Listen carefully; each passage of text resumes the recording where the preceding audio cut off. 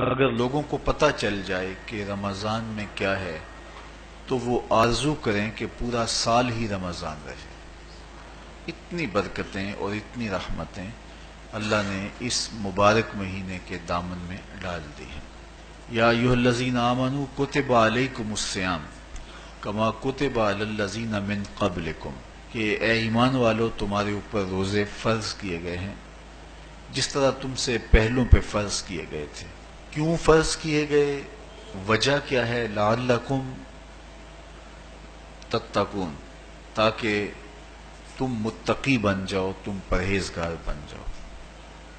تو روزے کی فرضیت کا نتیجہ تقوی کا حاصل ہونا ہے، اتقاء کی دولت کا نصیب ہونا ہے۔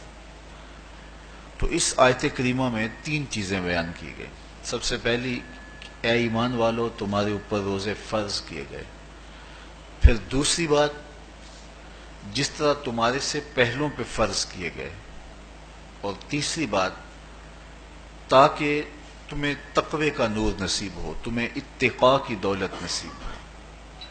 تو ایک تو روزے کی فرضیت کا حکم دیا گیا، اور دوسرا یہ تسلی دی گئی کہ یہ بھوک اور پیاس کی شدت تمہیں ہی نہیں کاٹنا پڑے گی، تم سے قبل بھی لوگ یہ عبادت کرتے رہے ہیں، اور وہ اس مشکل عبادت سے تقوی کو حاصل کرتے رہے ہیں، اور تمہیں بھی ہم اس راستے سے تقوی نصیب کرنا چاہتے ہیں۔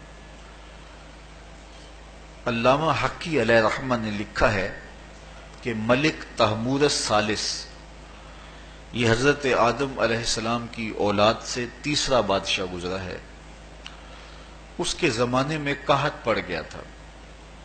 تو اس نے اپنی قوم کو یہ حکم دیا کہ ایک وقت کا کھانا آپ کھا لیں اور ایک وقت کا کھانا بچائیں، اور وہ قحط زدہ علاقوں میں بھیجیں۔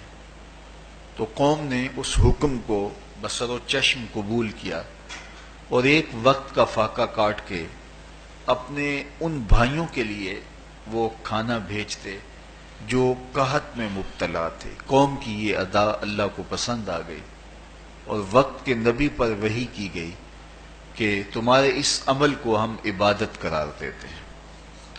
تو حضرت آدم علیہ السلام کے بعد متصل ہی یہ عبادت فرض کی گئی، اور پھر جتنی بھی ملتیں، قومیں اور امتیں آئیں ان میں روزے کی تحسین کی گئی اور روزے کی تلقین کی گئی۔ روزہ اس لیے فرض کیا گیا کہ تمہیں تقوی نصیب ہو جائے، اتقاء کی دولت نصیب ہو۔ اب سوال یہ ہے، کیا تقوی بھوک اور پیاس سے حاصل ہوتا ہے؟ پیاس کاٹنے سے، بھوک کاٹنے سے کیا تقوی نصیب ہو جاتا ہے؟ صبح سے لے کر شام تک روزہ رکھنے کی تلقین کی گئی۔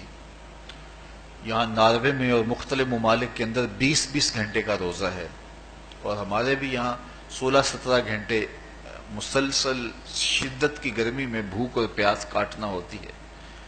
اتنا طویل دورانیہ جو بھوک اور پیاس کاٹی ہے، اس کا مقصد رزق بچانا نہیں ہے، بلکہ وَيُزَادُ فِيهِ رِزْقُ الْمُؤْمِنِ، ماہ سیام میں مومن کا رزق بڑھ جاتا ہے۔ آپ اپنا بجٹ دیکھ لیجئے، باقی مہینوں کی نسبت ماہ سیام میں آپ کے اخراجات زیادہ ہوتے ہیں اور کشادگی ہوتی ہے۔ تو یہ کوئی خوراک بچاؤ مہم نہیں ہے، بلکہ رزق تو بڑھ جاتا ہے، لیکن اس کے باوجود 20 گھنٹے، 17 18 گھنٹے پیاس اور بھوک کاٹنا، اس کا کوئی مقصد ہے تو وہ مقصد قرآن نے بیان کیا کہ اس کے نتیجے میں تمہیں اتقاء کی دولت ملے گی، تمہیں تقوی کا نور نصیب ہوگا۔